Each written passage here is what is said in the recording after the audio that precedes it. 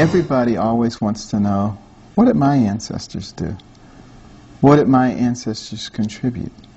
Because in a way that's saying, I am an important person by heritage. But when that heritage isn't known, then obviously a huge portion of your self-image goes down the drain.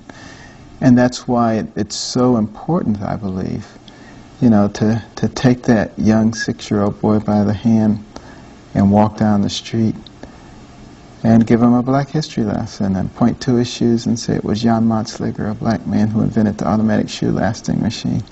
And he steps on that clean street and you tell him it was Charles Brooks, a black man who invented the street sweeper, those machines with the big brushes.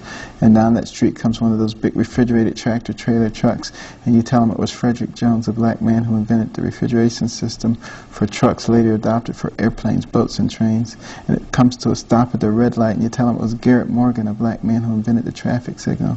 And you can tell how he also invented the gas mask that saved lots of lives during the war.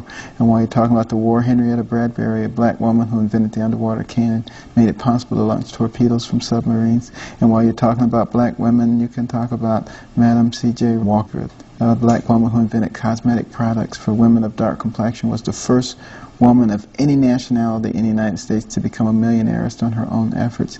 And you'll walk past the hospital and you can talk about Charles Drew and his contributions to blood banking, the understanding of blood plasma.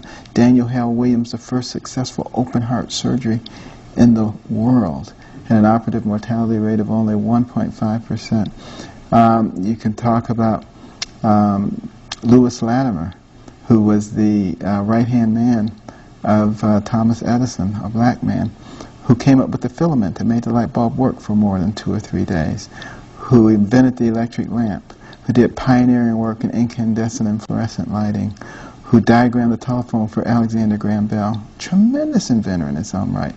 Almost no one knows of him.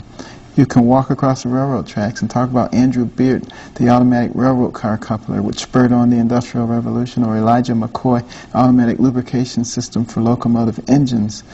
And he had so many great inventions, people would say, is that a McCoy? Is that the real McCoy? Which is where the term comes from. One of the greatest inventors in the history of man. And people don't know that he was a black man. And, you know, that's how you remedy the situation.